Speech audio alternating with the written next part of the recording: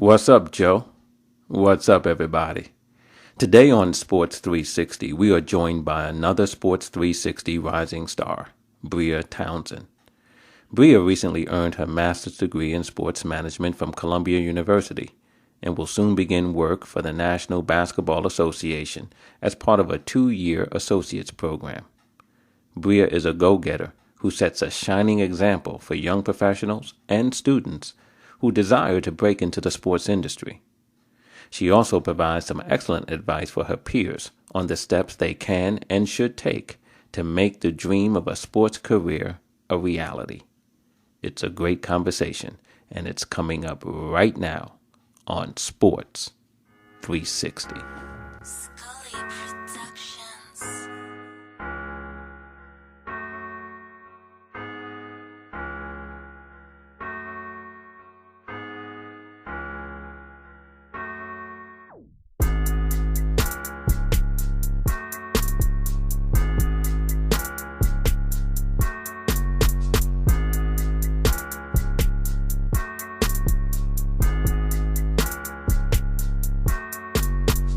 Joining me today on Sports 360 is Bria Townsend.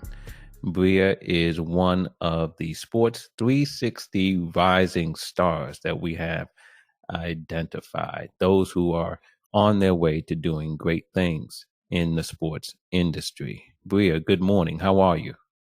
Good morning. I'm good. How are you? I'm doing fine. I am doing fine. And I really am looking forward to our conversation today because, I've had the opportunity to interview a lot of people in and around the sports industry, some who are very well known in the industry, others not so much. But I really enjoy talking to our rising stars, those who I believe, like yourself, are on their way to doing some really significant things in the sports industry. And I like to think that we're getting our hands on you first. And so I'm excited to have you on the show today. I really am. I'm so excited to be here. Oh, good, good. And just by way of background, Bria, because I would like our audience to get to know you during our time that we have today on Sports 360. You are a graduate of Spelman College in Atlanta, Yes. graduated in May of 2018, and you are a couple of weeks away from earning your master's degree in sports management from Columbia University. Yes. In addition, though, you are also finishing up a internship at Paramount Sports and Entertainment in New York. And a few weeks down the line, you will be joining the NBA, the National Basketball Association. And we're going to talk about all of that and more. But it certainly seems like it's been an exciting time for you these past several months, and you have some exciting things ahead. Yes, it has been really amazing journey so far. It's been really fun. Now, here's the thing that I wanted to explore with you, because I think this is, I've been in this game for a little while, and speaking to, young people and young professionals who want to get into the industry, many times you see them having so much in their background that's about, says sports, right? Maybe all throughout undergrad, they had all kinds of internships and took all kinds of courses and all that. But you come at it a little bit differently. And that's what's intriguing to me, because your degree from Spelman is in economics with a minor in management and organization. And yet here you are, making some real headway in sports. How have you been able to do that when you don't have what I would call sort of the traditional background for someone who's looking to break into the industry? Yeah. So I think it's always interesting for me because compared to most people, I actually didn't even play sports in high school. I was more into the performing arts growing up. And then I went to a STEM program for high school, so I focused on engineering and more computer science. And then I did a summer program with PricewaterhouseCoopers my junior year of high school, decided I wanted to go into accounting. Then I battled going into, I wanted to be the United States ambassador to Great Britain. My dad will tell you it's one of the most hilarious things I ever told him. And then I got to Spelman. I always wanted to go to Spelman. It was my dream school. And I realized they didn't have an accounting program, nor did they have a business program. So I was like, well, I guess I'll be an economics major, which is kind of the major a lot of girls go into when you want to do business or finance or accounting, and it's not an option really. So I decided to do the economics major with the minor in management organization, because that also gave me the opportunity to take classes in accounting, finance, marketing, and management. So it was a windy journey. Yeah. So, I mean, so you're taking those classes and you get your degree in economics with the minor in management and organization, but yet here you are, right? On your way into the sports industry. I mean, and you have, gotten some internships, and we're going to talk about those in a few minutes. But also too, you're about to earn your master's degree from Columbia in sports management. So how is it then, given your interests in all of them, right? Engineering, accounting, ambassador, right? All these interests, that now you're on your way into the sports industry. When did that turn? When did the interest in sports sort of spark in you and you say, now that's what I want to do? Well, I was always interested in sports. My dad played college football. My great uncle was in the Negro League and played baseball for a while. A lot of my family, especially the Townsends, play sports. And when I was growing up, I had the pleasure of watching my dad's cousin, and I call him my uncle, play professional football for pretty much my whole childhood. And I went to the Super Bowl in 2009 with him and the Steelers, and I was like, oh my gosh, this is amazing. And then I kind of always knew I wanted to do sports. Everything else was kind of more of this is what's in front of my face, and this is what I see is attainable. Whereas to me, sports wasn't necessarily as easily attainable. And then I kind of got to college, and I said, well, what I'm going to do is kind of get as many transferable skills as possible, so that when I'm ready to go into the sports industry, which I didn't expect to be this soon, I expected to be maybe about 5 years from now, I would be able to have all of these different skills that I think, just works for the industry, understanding accounting, understanding finance, how to talk to people, how to deal with people, understanding like code, like understanding the analytics behind how we make decisions in the sports industry. So those are kind of some of the things that pushed me, towards more of a sports career. And then I wanted to work in sports because I didn't see a lot of, especially African American women, especially not on my TV screens. I did research on agents, and I was like, wow, there's very few, if black women agents, especially for NFL players. And so, it sparked an interest in me. I was like, I want to do something different. I want to inspire people, and I think that was the best way for me to do that. That was ended up being one of my goals, was to work in sports. Now, you said a number of interesting things, and two words really, struck my ear, and you said transferable skills. That's something that, as I speak to young people, when I was teaching law school and I was talk to my students, and even now when I talk to students and young professionals, that's something I feel very strongly about as well. That you have to obtain skills. And I think a lot of times young people, students and others, they focus on jobs. And jobs are fine, but jobs can be taken away from you. Yep. If you acquire skills, I like to say they're yours to keep, right? As long as you obtain them, sharpen them, use them, and so on. So to me, the more important thing as any person plans out their career path in whatever industry is to focus on skill attainment and skills that are transferable. So I think what you said there was really important.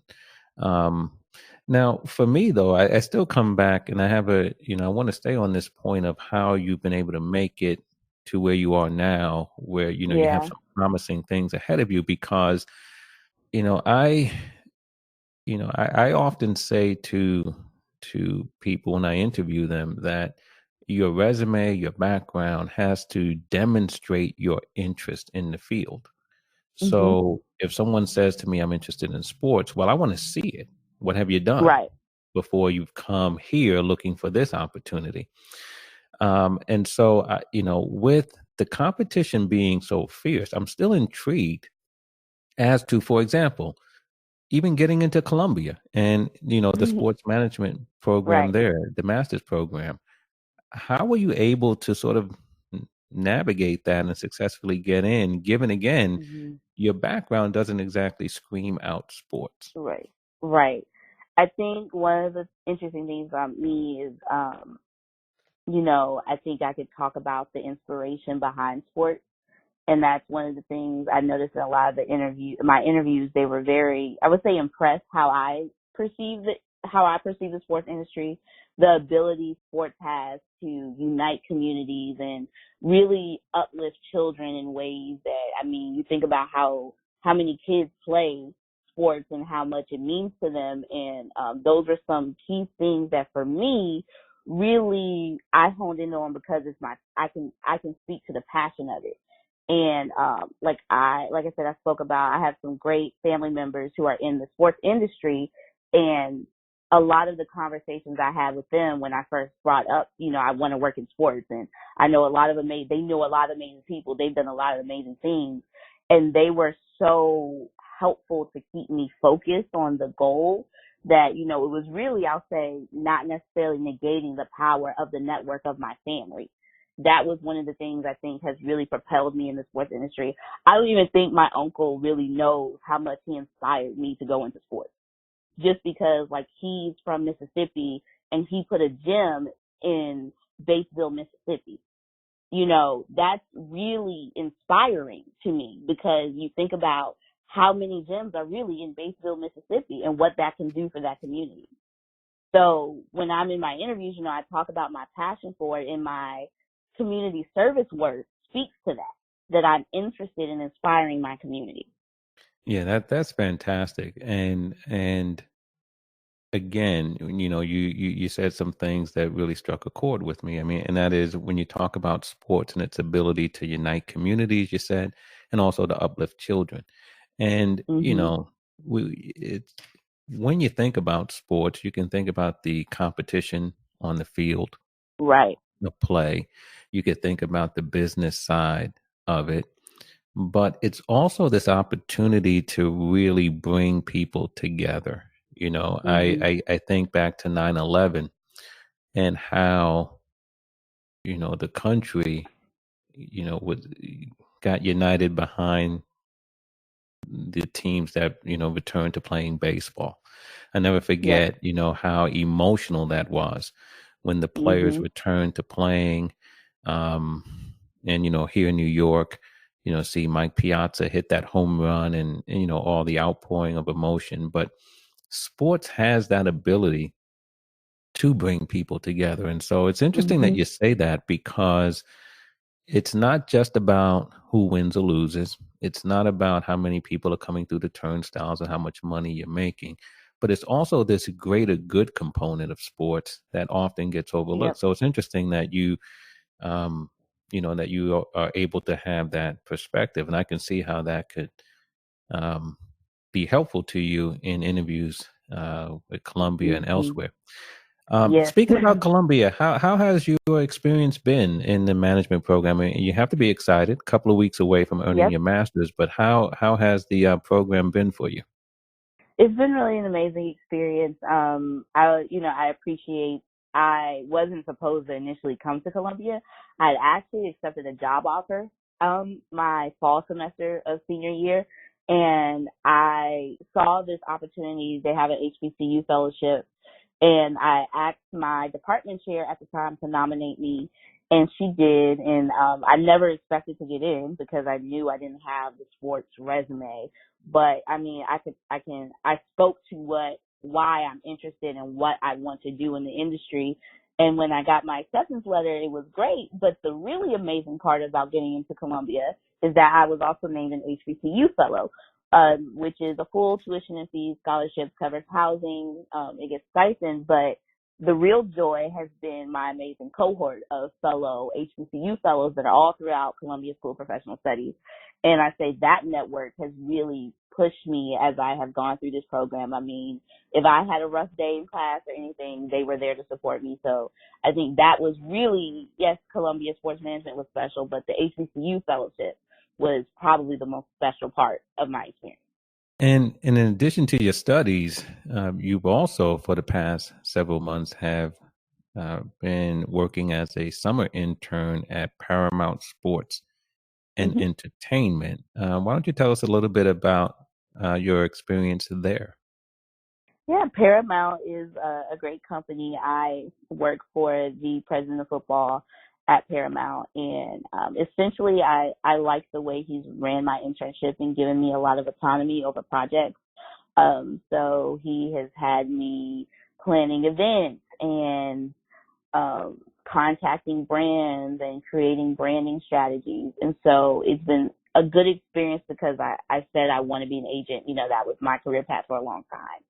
But really getting that first hands-on look at the agent experience has really kind of helped me more clearly define what I want to do in the sports industry. There's so many things you can do in the industry, and me personally, I'm a hands-on learner.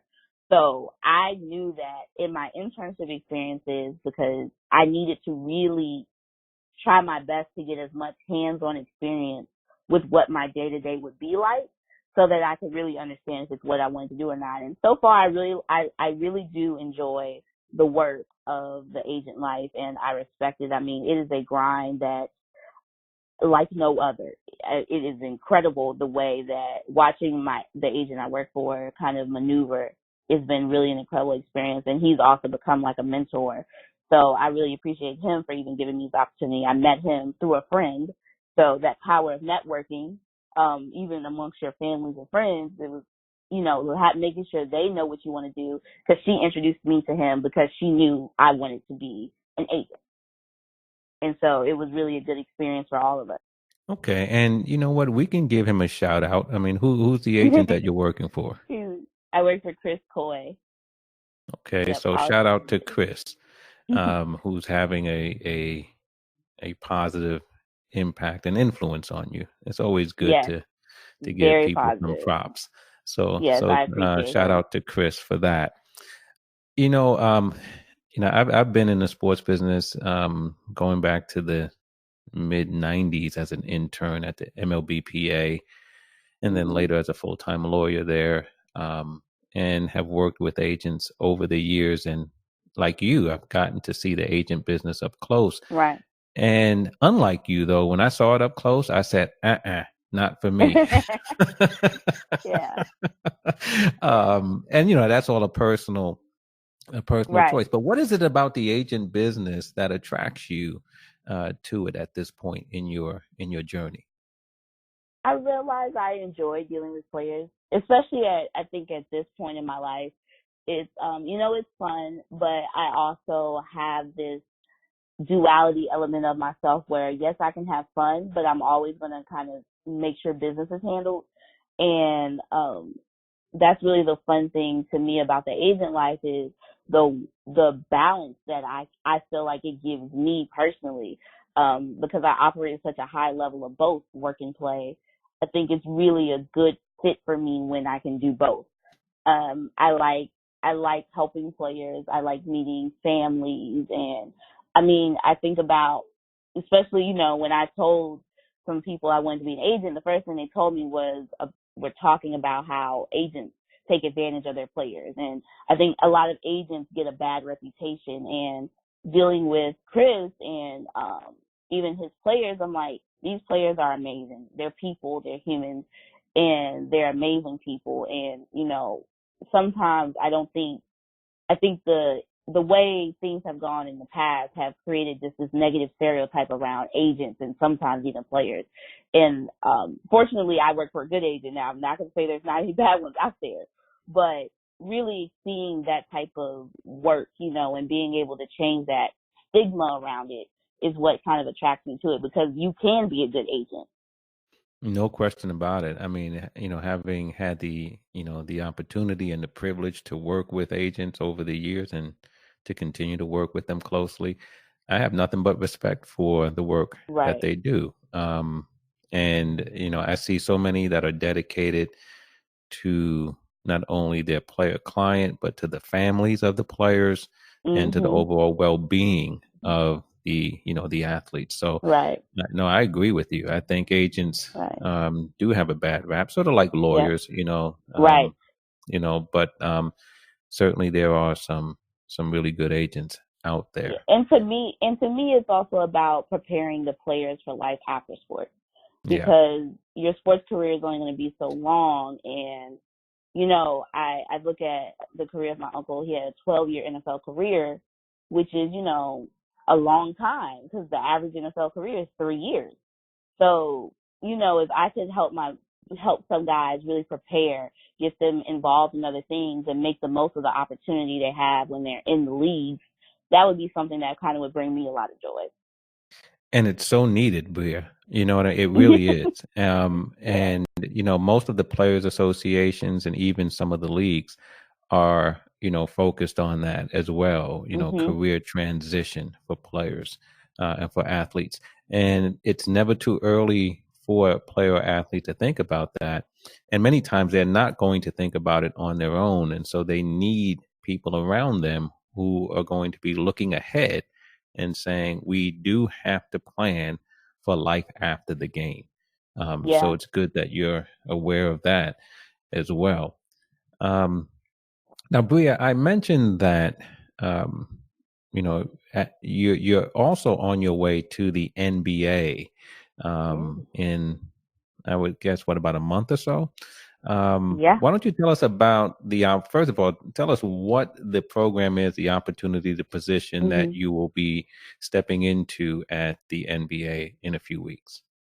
So I am a part of the NBA associate program I got in this year, and essentially what it is a 2-year rotational program. We go through 4 rotations, they're 6-month rotations through different departments. And we kind of get to see different aspects of the business and figure out what it is we really like. Maybe even figure out what you don't like, which I think is equally as important. So that's kind of the role and the position I will be stepping into in September. I'm really excited about it. Now, have you selected, you said it's a 2-year rotation, and is it 4 departments you said that 4 you'll go through? Yes. Have you chosen your 4? I have not chosen my 4. I think one of the things, I kind of want to let them surprise me for my first rotation, because I think I know which directions I'm interested in heading, but I do want to get this kind of experience where there's one more out of the bag experience, something that's may not necessarily be in my thought.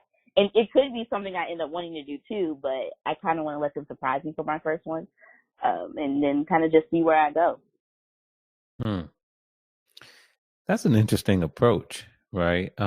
Because, many times we want to go in the area of our inclinations, right? What are we inclined to do? What do we think we're good at? What are we familiar with? But to say, well, you know what, place me somewhere. It may not be what I would have chosen, but I'm open to the opportunity. So it'll be interesting to see how that first rotation works out for you. It will. It will. I mean, and that's one of the things I pride myself on, is really being able to be adaptable and flexible in any situations. If you would have asked me when I moved to New York that I would be working at the NBA as opposed to the NFL or MLB, because those are really the more 2 prominent leagues that I grew up following, I would have told you were crazy. But I mean, I got the opportunity and I had to seize it, because the NBA is incredible. I mean, I can learn so much from this league in a short time span, that I could not pass the opportunity up. Bria, I'm starting to wonder where you've come from, because for someone who's so new to this industry, you seem to have a pretty good grasp of things, because once again, you said something that really just struck me. And it's something that I just believe in so firmly. You talked about the importance of being, or how you are, adaptable and flexible. Mm-hmm. And I believe if anyone, and for any young person out there that's listening to this or will listen to it, if you're interested in working in the sports industry, Yeah. having the ability to adapt and the willingness to be flexible is an absolute must. If everything has to be in order, if everything has to fit neatly into your day planner or whatever, go do something else, because Yeah. that's not the sports industry. And so, again, just very interesting to hear you say that, because these may seem like simple concepts, and in some ways they are, but the simple things are the powerful things, right? And I Right. think that, this idea of being flexible, being adaptable, especially in the Yep. sports industry where things change so quickly and you have to be willing and able to move with it, Yep. is really important. So, Yep. yeah, My starting to first, wonder, my Bria. Starting to wonder. Well, okay, my first mentor in who works in sports was my cousin Ed Tomlin, and he works in sports marketing and has for a number of years. And I remember he told me, I was like a senior in high school, and I told him I wanted to be an agent. And he said that it's a dirty business, sports overall, potentially. And he said that you have to be prepared for the unexpected. And I promise you, when he listens to this, he's gonna laugh and be like, I can't believe you remember that. But that was definitely the very first advice I got on being in the industry, was be prepared for the unexpected, be adaptable, be ready to move like there is no tomorrow. And if you're going to pursue this thing, just get ready for the ride. And so here I am on Here you the are. fabulous ride of sports. Well, that's good. Good for you. I mean, again, good advice, but also good for you for heeding that advice. But I let's take try a to step. listen when people talk. Good. Now let's take a step back, though. Now, the MBA. How did you become aware of the opportunity? And again, it sounds like a great program. It Um, is, yeah. and how did you sort of successfully navigate the process in order to end up with this 2-year rotation? Yeah, I think one thing about me is I believe that what's yours is yours. And I did not think this opportunity was mine. The NBA is a partner and sponsor organization of my HBCU fellowship. So I got an email about their internship program and the associate program. And because, like I said, I was a little stubborn when I first moved to New York. This was in the fall of 2018, so last fall. And I was like, well, I don't think I really want to work in basketball. Not necessarily at the NBA, because I love the NBA, but I was like, I don't think I want to work in basketball. And I just applied for an internship for the summer, and then realized I wasn't eligible because I'm a master's student as opposed to an undergrad student. And so I remember I put in the application, and I immediately got a rejection letter. Like, thank you, but no thank you. And I said, okay, fine, it is what it is. I'm going to move forward. And then I know the application for the associate program had closed, and I never really applied. And I got an email from the recruiter saying, hi, Bria, we have your resume. I reopened the application for you, so that you can submit it. And I was like, oh my God. So, let's see how this goes. And when I had my first interview in December, and they said they were interviewing thousands of applicants. I mean, like 2,000, 3,000, 4,000 applicants. And so I said, okay, I didn't hear back for a while. I think in February I had my second interview. And I was shocked because I was like, they picked me to move forward. And then came the final round, and I was really shocked because I think there was only maybe 15 people in the final round. And in that final round, then I got the call back the week after I did my interview, and I was in such a shell shock because I just didn't I didn't think that this job was mine. You know, I didn't have any, like I said, much experience with sports. You know, I didn't expect to be able to get this job, especially with it being so competitive. But I appreciate the NBA seeing something in me enough to say, you can come work for us. We can help you grow, and we can be where you start your sports career. And I mean, the whole process was nerve wracking because I was like, I hope I get a job in New York because I don't want to move from the city yet. I'm not ready to go. So it was a really great recruiting experience. I mean, really big shout out to the NBA recruiters. They were very kind and responsive during the process and treated me like a person as opposed to just a candidate. So that was something I really enjoyed through the process. Well, that's fantastic. And you know, just in this conversation that we've had here today, you know, I can get a real sense of why you were able to move successfully through that process, even though, Yeah.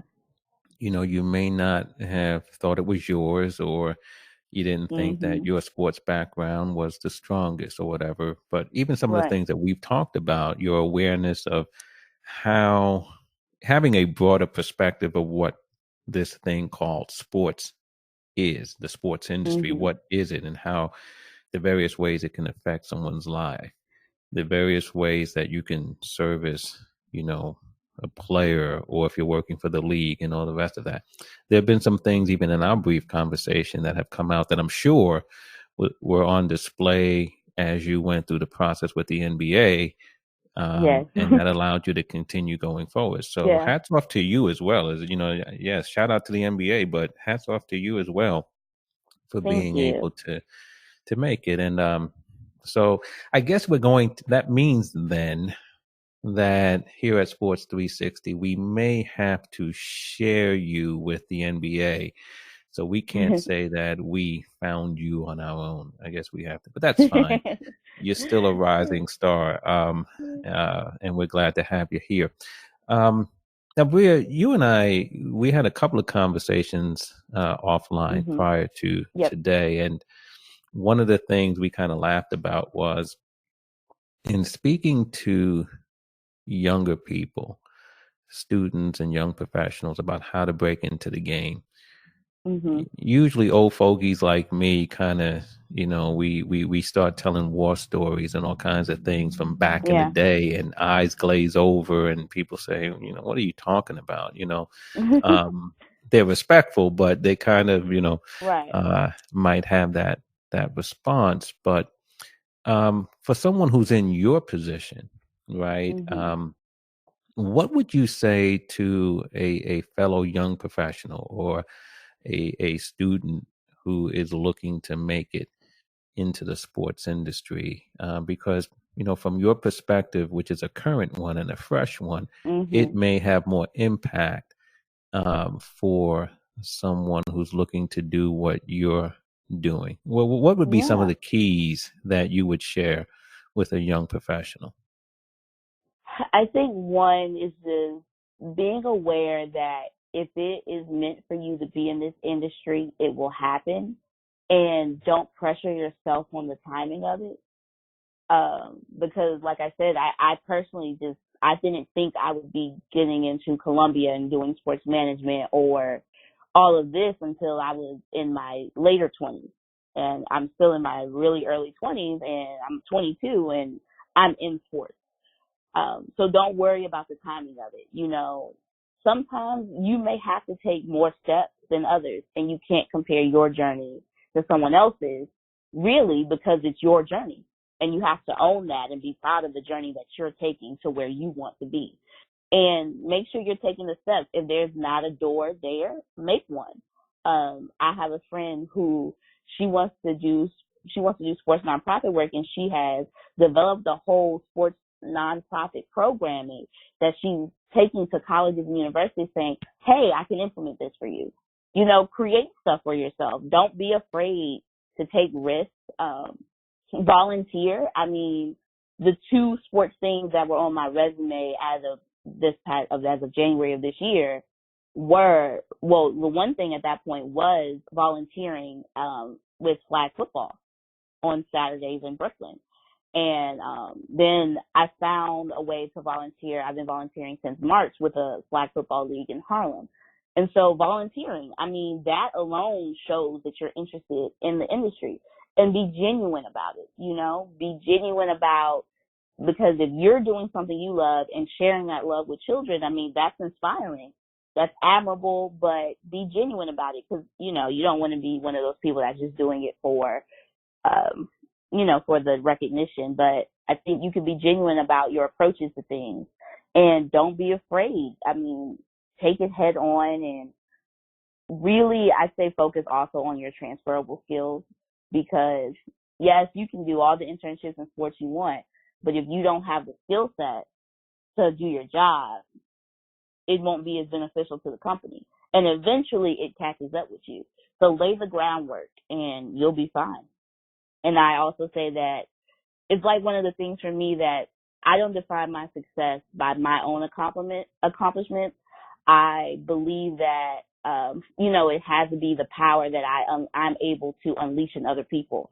So give back, give your wisdom back, because I believe that what you put out comes back to you. So if you put out good energy, advice, and really try to be genuine and help people, it will come back to you in ways that you could never imagine. Stuff. And just picking up on your last point, absolutely right. I believe the most powerful principle on the earth is sowing and reaping, right? I mean, if you sow, you'll reap. If you give, it will come back. And so that is certainly important. You also said two other things that I want to focus on as well. One of them, you said, if there's not a door there, make a door. That's really, really interesting, right? Because we're talking about having an initiative. We're talking about not just simply looking at something and seeing what's in front of you, but also seeing what's not there. It's about having a vision. It's about adding value.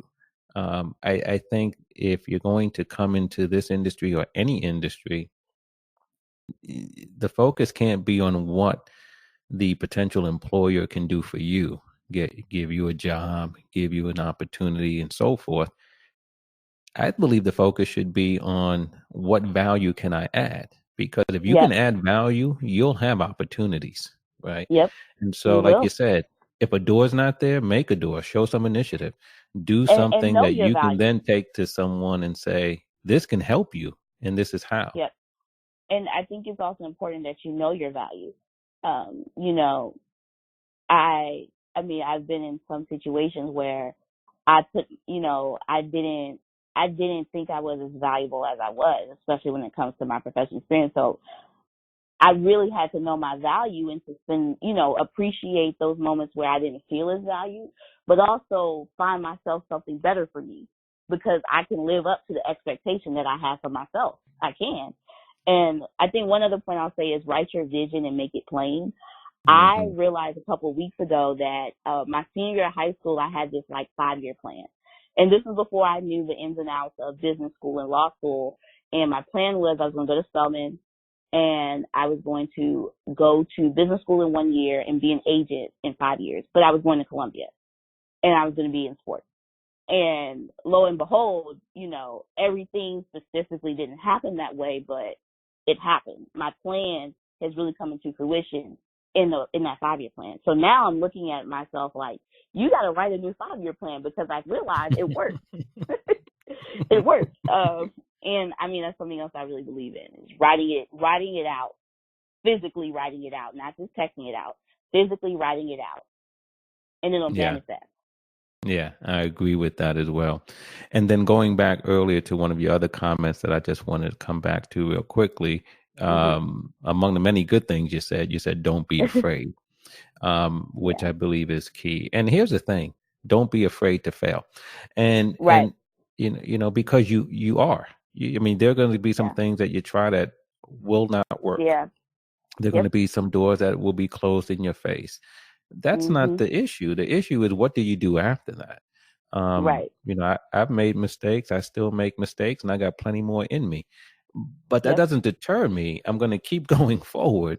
With this, belief that if I keep going forward and applying myself properly, the things will work out. So So don't be afraid. So that's a lot of good Yep. advice that you've Yeah. I offered mean, up. there's purpose in every situation. The failure, the winning, there's a purpose behind it. We just have to take the time to understand it. And it helps us a lot to move forward. No question. No question about it. Yeah. Well, Miss Bria Townsend, I really enjoyed our conversation. Me too. And I'm going to walk away from this, and I'm still going to try to figure out, where did you exactly come from? Because for someone who's 22 years old to have the kind of grasp that you have on what I think are some really important principles and some important approaches to the industry and to life, it's really impressive. And so I'm glad we had the conversation. Glad that we are playing a small part to introducing you to a broader audience. And I'm just looking forward to you doing great things. So thanks for taking some time today, and certainly stay in touch, because I'm really interested in seeing how your career unfolds. Thank you. Townsend. Yeah, I'm excited for you. I'm excited for you. This is the future right here on Sports 360. So thanks again, Bria, for taking some time to be with us. All right. Thank you.